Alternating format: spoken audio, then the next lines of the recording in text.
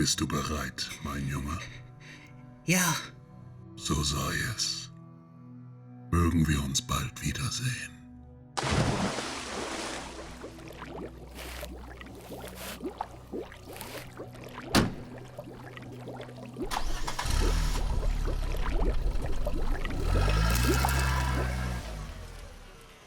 Es gibt eine unheimliche Geschichte, die jeder kennt. Oder vielmehr einen Namen, den jeder schon mal gehört hat.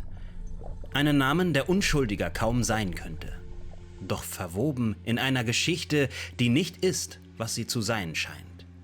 Viele behaupten, sie kennen die Geschichte des jungen Ben, nennen sie eine Creepypasta. Ein Stadtmärchen, das halb realistisch wirken, aber gruselig sein soll. Und wer das behauptet, kennt nicht die ganze Geschichte von Ben Drowned.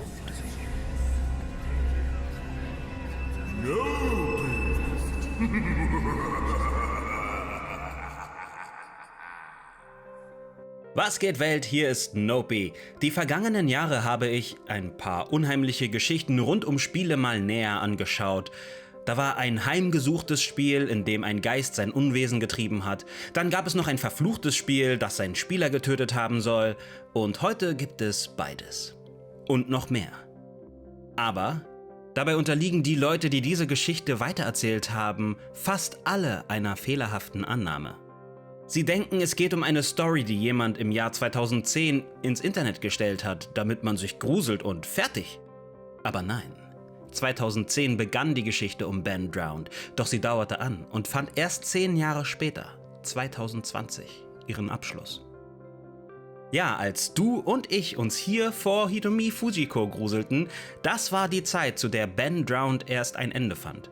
Bei weitem die häufigste Rückmeldung zu den Halloween-Specials, die ich gemacht habe, war: Erzähl doch mal von dieser Creepypasta da, von Ben Drowned, das ist doch ein Klassiker. In der Tat, das ist es. Und wenn dir jemand die Geschichte erzählt hat, klang sie ungefähr so. Ein junger Student namens Matt kriegt eine Nintendo 64-Konsole geschenkt und macht sich sofort auf die Suche nach Spielen. Da er nicht viel Geld zur Verfügung hat, schaut er sich auf Garagenverkäufen um. Das sind private Flohmärkte, die Hausbesitzer in ihren eigenen Garagen und Vorgärten betreiben. Er hat nicht viel Glück. Aber irgendwann kommt er an einem abseits gelegenen Haus an, vor dem ein unheimlicher alter Mann steht. Der Mann ist ihm nicht geheuer. Er hat ein abscheuliches Äußeres und strahlt irgendetwas Unheimliches aus, das Matt nicht wirklich fassen kann. »Verkaufen Sie Videospiele?« fragt Matt und hat eigentlich gar keine Hoffnung auf eine positive Antwort. Doch der alte Mann sagt: »Oh, Videospiele? Moment, ich bin flugs wieder zurück.« Er geht ins Haus und als er kurz darauf wiederkommt, händigt er Matt tatsächlich ein Spiel für den Nintendo 64 aus. Das Spielmodul hat kein leserliches Etikett mehr drauf. Stattdessen steht in schwarzem Filzmarker das Wort Majora geschrieben. Für Matt bedeutet das, dieses Spiel ist The Legend of Zelda Majora's Mask. Und das freut ihn. Denn auch wenn er nicht speziell auf die Suche nach dieses Spiel gegangen war, hat er doch gehofft, es zu finden. Matt bedankt sich und möchte das Spiel bezahlen, doch der alte Mann sagt: Nein, du kannst das behalten. Das liegt hier sowieso bloß noch rum. Es gehörte mal einem Jungen, so ungefähr in deinem Alter. Aber der lebt nicht mehr hier. Dankeschön, ruft Matt und macht sich schon freudig auf den Weg, während der Alte ihn anlächelt und sagt: So lebt denn wohl. Oder? Hat er das gesagt? Lebt denn wohl? Matt ist sich nicht sicher. Aber es ist ihm auch egal. Er ist im Besitz des Spiels, das er heimlich zu finden gehofft hat, Majora's Mask. Als er es zu Hause spielen will, stellt er fest, dass es bereits einen Spielstand darauf gibt. Nicht weiter verwunderlich, schließlich ist das Spiel ja schon alt und gebraucht. Der Vorbesitzer hat einen Spielstand hinterlassen und in dem hat er die Spielfigur, der man ja einen eigenen Namen verpassen kann, Ben genannt. Und da läuft es Matt kalt den Rücken runter. So leb Ben wohl. Nicht denn. Ben. Matt kriegt ein seltsames Gefühl, doch er erklärt sich die Lage damit, dass der alte Mann wohl ein Großvater war, der sich durch Matt an seinen Enkel erinnert gefühlt hat. Matt startet ein neues Spiel und nennt die Figur Link. Denn schließlich ist das ja der Name des Charakters, auch wenn das Spiel die Möglichkeit bietet, ihn umzubenennen. Aber seltsame Dinge geschehen. Die Charaktere sprechen ihn nicht mit Link an, dem Namen, den er gewählt hat, sondern mit Ben.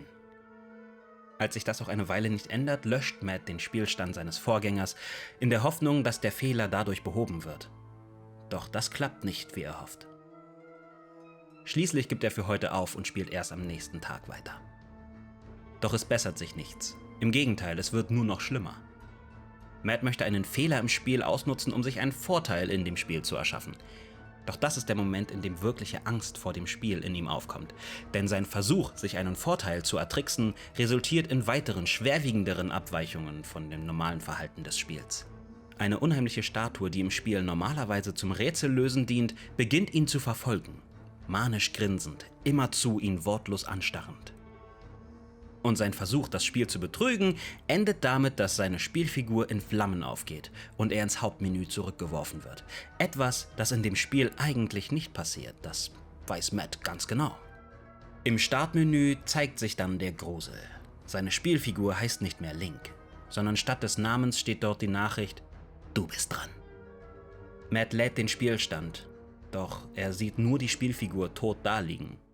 Und es geht wieder zurück ins Startmenü, wo sich plötzlich ein weiterer, gut bekannter Spielstand befindet, der, den Matt gelöscht hatte. Und nun ist die Nachricht vollständig. Du bist dran, Ben. An dem Punkt reicht es Matt. Er will wissen, was los ist, und so fährt er zurück zum Haus des alten Mannes, der ihm das Spiel geschenkt hat, um ihn zur Rede zu stellen. Doch er findet nur noch ein leerstehendes Haus und ein Zu-verkaufen-Schild vor. Von einem Nachbarn erfährt er einen Tag später auf Anfrage, dass der alte Mann weggezogen ist. Hatte er vielleicht Familie, mit der ich reden könnte? Fragt Matt.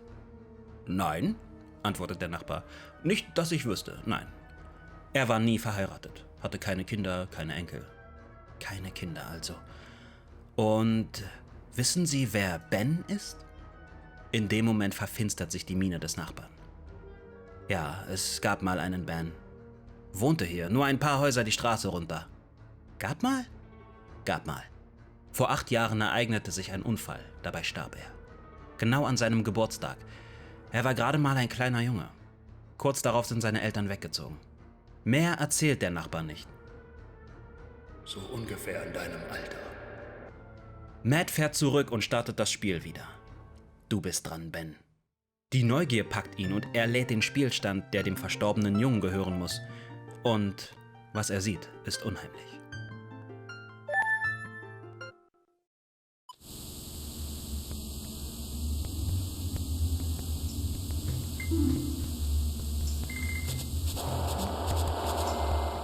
Das Spiel verhält sich gar nicht mehr, wie es soll. Alles sieht unheimlich aus und klingt kaputt. Und unter all den unheimlichen, fehlerhaften Dingen, die passieren, ist auch eine Erkenntnis, die Matt über Ben gewinnt. Die unheimliche Statue, die ihn verfolgt. Da ist Matt sich zunehmend sicher, muss der Geist von Ben sein. Dem Jungen, der vor 8 Jahren gestorben ist. Als das allmählich deutlich wird, verfolgt die Statue Matt nicht länger, sondern leitet ihn zu einem See. Und als Matt die Statue dann unter Wasser wiederfindet, wird deutlich, wie Ben damals ums Leben kam. Denn Matt zieht sich unter Wasser ein Game Over zu und als das Spiel sich wieder neu startet, heißen die beiden Spielstände plötzlich nicht mehr Du bist dran und Ben, sondern Ben und Drowned. Also Ben ist ertrunken. All den unheimlichen Geschehnissen zum Trotz spielt Matt das verfluchte Spiel weiter. Ein Fehler. Denn einige Zeit später gelangt er im Spiel an einen Friedhof. Dort untersucht er einen Grabstein. Plötzlich wird er in das Grab hineingezogen und Game Over. Als das Spiel zum Titelbildschirm zurückkehrt, haben sich die Spielstände wieder geändert. Der eine heißt Link, genauso wie Matt ihn genannt hatte. Doch der andere Spielstand trägt den Namen Matt. So ungefähr geht die Legende von dem Spiel, das vom Geist eines ertrunkenen Jungen heimgesucht wird. Dieser Mythos verbreitete sich gegen Ende des Jahres 2010 um die ganze Welt wie ein Lauffeuer.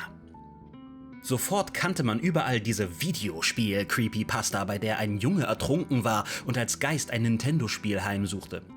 Doch das ist nur ein Bruchteil von der Legende um Ben Drowned. Ganz ähnlich wie bei dem Geist im Online-Spiel, wovon ich vor 2 Jahren erzählte, ging das alles noch weiter. Doch nur wer sich ohnehin für Ben Drowned interessierte und das Mysterium weiterverfolgte oder sogar eingeweiht war, erfuhr, was als nächstes kam. Doch alles zu seiner Zeit. Wie hat sich die vermeintliche Creepypasta überhaupt herumgesprochen? Wie die meisten Schulhofgerüchte. Jemand liest eine gruselige Story im Internet und erzählt Freunden davon. Die Freunde finden sie faszinierend und verbreiten sie wiederum weiter. Und immer so fort.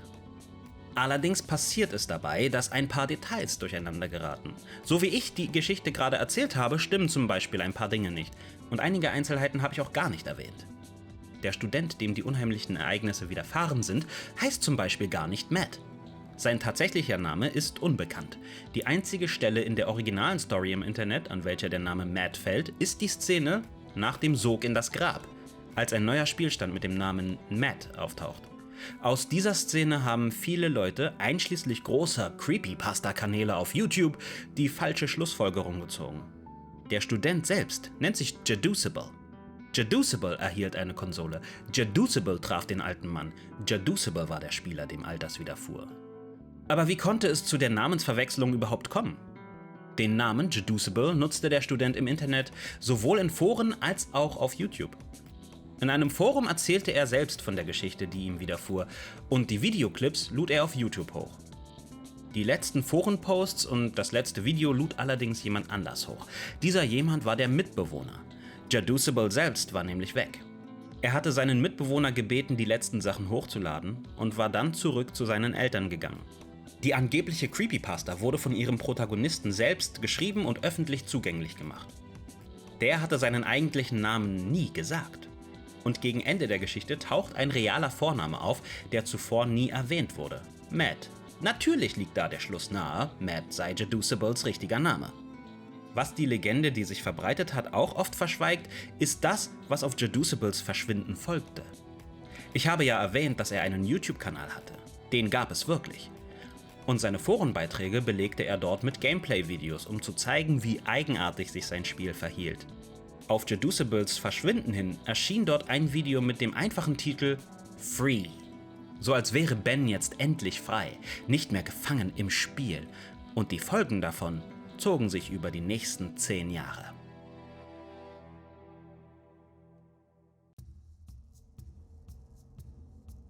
Zwei Tage nachdem Ben der Welt seine Freiheit verkündet hatte, entdeckten findige Internetnutzer verschlüsselte Botschaften auf dem YouTube-Kanal von Jeducible. Sobald sie entziffert waren, führten diese Botschaften die Nutzer auf ein simples Tech-Support-Forum und von dort aus weiter auf eine völlig andere Internetseite.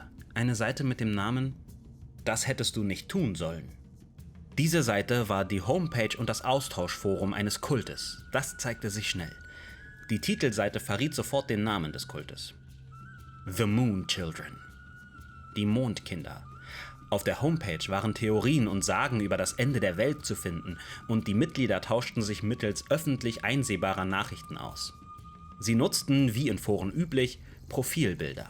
Und diese Bilder hatten miteinander gemein, dass die Personen, die darauf gezeigt wurden, alle eine Maske trugen. Die Mondkinder schienen eine Art Göttin namens Luna zu verehren. Nachdem die neugierigen Internet-User die Seite entdeckt hatten, machten sie sich direkt auf die Suche nach Zusammenhängen zwischen dem verfluchten Zelda-Spiel und dem ertrunkenen Jungen namens Ben. Dass es einen Zusammenhang gab, wurde immer wahrscheinlicher, je mehr sie sich damit beschäftigten. Luna die Mondgöttin, ihre Verehrer die Mondkinder, deren Masken, das Ende der Welt. All das sind Motive, die zu Majora's Mask passten, dem Zelda-Spiel, das Jeducible ja von dem alten Mann erworben hatte. In dem Originalspiel geht es darum, dass der Mond herabstürzt und das Ende der Welt bringt. Und in diesem Mond befinden sich maskierte Wesen, die Mondkinder genannt werden. Doch der letzte Zweifel daran, dass ein Zusammenhang zwischen Ben Drowned und den Mondkindern existierte, verschwand spätestens dann, wenn man sich eine Unterhaltung der Mitglieder genauer ansah. Denn 3 der Mondkinder unterhielten sich miteinander. Immer wieder sprachen sie von irgendeinem Aufstieg. Und je mehr man las, umso deutlicher erkannte man, dass mit diesem Aufstieg der Tod gemeint war. Die Nachrichten steckten voller Hinweise, doch einer der wichtigsten und eindeutigsten war eine Nachricht von einer bestimmten Person. Diese Person antwortete auf nichts, was irgendwer vor ihr geschrieben hatte. Die Nachricht war völlig losgelöst von dem stattfindenden Gespräch, obwohl sie mittendrin geschrieben wurde. Du solltest das hier nicht lesen. Und die Person trug den Namen Drowned. Wenn man den Mauszeiger über das Anzeigebild von Drowned bewegte, veränderte sich der Zeiger plötzlich. Und zwar in die unheimliche Statue aus Majora's Mask, die Jeduceable verfolgt hatte. Also ja, die Webseite der Mondkinder stand ganz eindeutig in Verbindung zu dem, was etliche Leute für eine Creepypasta hielten. Und sie war die Homepage einer unheimlichen Sekte, die den Mond anbetete und ihre eigenen Mitglieder opferte. All das bis hierhin ist noch der unkomplizierte Teil der ganzen Geschichte. Denn ab jetzt drücken immer mehr Leute in ihren Fokus. Immer mehr Verbindungen zwischen einzelnen Hinweisen tauchen auf. Immer mehr Einzelheiten erweisen sich als mehrdeutig. Und die eine Frage habe ich noch immer gar nicht beantwortet. Wenn es sich bei diesem Matt gar nicht um Jeduceable handelte, wessen Name hat Ben dann auf den Spielstand geschrieben? Bevor ich die Frage beantworte, möchte ich aber erst auflösen, was für eine Art Horrorszenario wir hier denn überhaupt betrachten. Ben Drowned ist keine Creepypasta. Das habe ich schon mehrfach betont. Handelt es sich also doch um eine reale Geschichte? Gibt es Beweise dafür, dass sie sich tatsächlich ereignet hat? Zum Glück nicht. Ben Drowned ist ein ARG. Das ist kurz für Alternate Reality Game. So ein Alternate Reality Game ist ein Spiel, das über mehrere Medien hinweg gespielt wird. Und sie sind gar nicht mal so selten. Overwatch hat damals vor der Einführung des Charakters Sombra ein ARG abgehalten. Hinweise im Spiel deuteten auf den neuen Charakter hin. Dann brachten die Entwickler ein Update-Video heraus, das mit einem Barcode endete. Der führte zu einem QR-Code, der eine Nachricht von diesem neuen Charakter beinhaltete und so weiter. Fortnite wartete mit einem sehr aufwendigen ARG auf. In der Story des Spiels gab es Risse zwischen Dimensionen. Diese Risse breiteten sich aus und verschluckten einige Dinge, wie zum Beispiel ein besonderes Burger-Maskottchen und die Fortnite-typischen Pinata-Lamas. Und die sind tatsächlich über Nacht in unserer realen Welt aufgetaucht. Der riesige Plastikburger tauchte in der Wüste Kaliforniens auf. Die Lamas standen plötzlich unter anderem in Köln und London. Und auch Pokémon teilte letztes Jahr ein Video, das ein Forscher in der Welt des Spiels aufgenommen haben soll, und es beinhaltete Hinweise auf eine neue Pokémon-Form. Das Video wurde dann natürlich hier in unserer Welt von Pokémon-Fans analysiert, um herauszufinden, was wiederum in diesem Pokémon-Spiel passiert sein mag. Diese genannten Schnitzeljagdspielchen finden also in mehreren Medien statt. Die Spiele alternieren zwischen Realitäten. Sie sind Alternate Reality Games. Und das war auch Ben Drowned. Es war ein Spiel. Das vom Geist heimgesuchte Zelda-Spiel war Phase 1 des ARG. Der verschwundene Jeduceable war der Protagonist dieser Phase. Die Entdeckung der Mondkinder und Kommunikation mit ihnen war Phase 2. Ben war tatsächlich die Figur in einem Horror-ARG. Und die spitzfindigen Internet-User, die auf die Mondkinder gestoßen sind, das waren die Spielerinnen und Spieler. Alexander Hall war der Mann, der das Spiel ins Leben gerufen hat. Er war zu der Zeit selber Student und hatte vor, das Spiel in 3 Phasen zu spielen. Die ersten beiden habe ich ja mittlerweile besprochen. Sie fanden gegen Ende 2010 statt. Bevor er aber Phase 3 starten konnte, in der alle sehr wirren Hintergründe der Story gelüftet werden sollten, musste er aber das Spiel erstmal auf unbestimmte Zeit pausieren. Es gab viele Faktoren, die zum zähen Fortschritt des Spiels beitrugen, aber mittlerweile konnte es zu Ende gespielt werden. Und zwar im Jahr 2020. 10 Jahre nachdem es gestartet hatte. Die Geschichte des gesamten ARG ist unheimlich weitläufig, sehr detailreich, total wirr und voll mit Charakteren, die nicht das waren, was sie zu sein schienen. Der Name Matt zum Beispiel, den wir noch aus der ersten Phase kennen, mit dem verfluchten Nintendo-Spiel. Wie erwähnt, dachte man, das sei der Name von Jeduceable. Doch das war ein Fehlschluss. Ein Mitglied der Mondkinder nannte sich Ifrit. Doch im Laufe des ARG kam heraus, dass sein wahrer Name Matt war. Ifrit war Matt, nicht Jeduceable. Ifrit verschwand bald darauf und starb.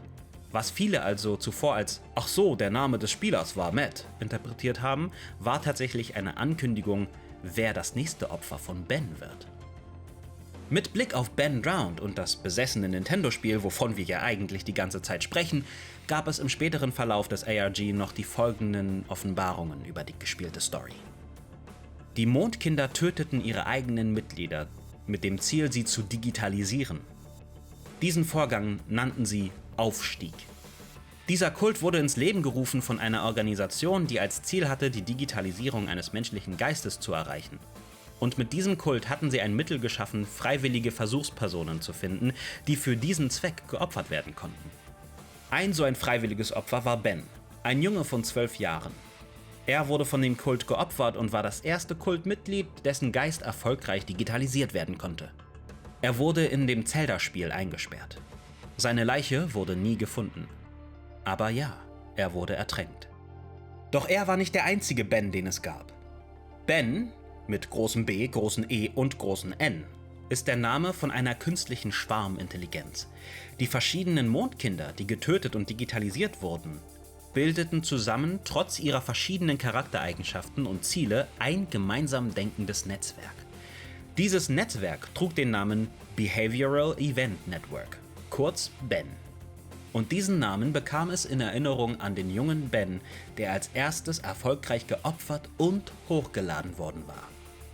Die Organisation, welche die Mondkinder und somit auch die künstliche Intelligenz Ben erschuf, hatte das selbst erklärte Ziel, das größte Hindernis der Menschheit zu überwinden: den Tod. Wie du also siehst, ist die Geschichte von Ben Drowned ganz ungefährlich. Natürlich. Sie ist zum Glück kein unheimliches, mysteriöses Ereignis, das tatsächlich in der Realität stattgefunden haben könnte. Nein, es ist ein Spiel, das über verschiedene Medien hinweg gespielt wird und von dem man bewusst so tut, als sei es Teil unserer Realität. Warum ausgerechnet nur der erste Teil die Runde gemacht hat, ist leicht. Es ist das schon bekannte Muster von Faszinationstrend. Eine unglaubliche Geschichte taucht auf, macht im Nullkomma-Nix die Runde um die Welt und danach erst geht die Geschichte weiter, aber nur die wenigsten bekommen es mit. Dass es eine mehrjährige Phase gab, in dem sein Schöpfer Alexander Hall sich auf andere Dinge als das ARG konzentrieren musste, hat zusätzlich dazu beigetragen, dass Ben Drowned in Vergessenheit geriet, während das Spiel in Wahrheit noch längst nicht zum Abschluss gekommen war. Und ja, nun wurde vor 2 Jahren die ganze Saga nach einer viel zu langen Dekade endlich zu einem zufriedenstellenden Abschluss gebracht. Du hättest das Video nicht sehen sollen. Aber wenn du das eh schon gemacht hast, sollte ich dir sagen, dass es Teil der Halloween YouTube Show 2022 ist. Viele andere coole Content Creators haben spannende Halloween Videos gemacht und in dieser Playlist kannst du sie dir ansehen. Versuch bloß keine Angst zu haben.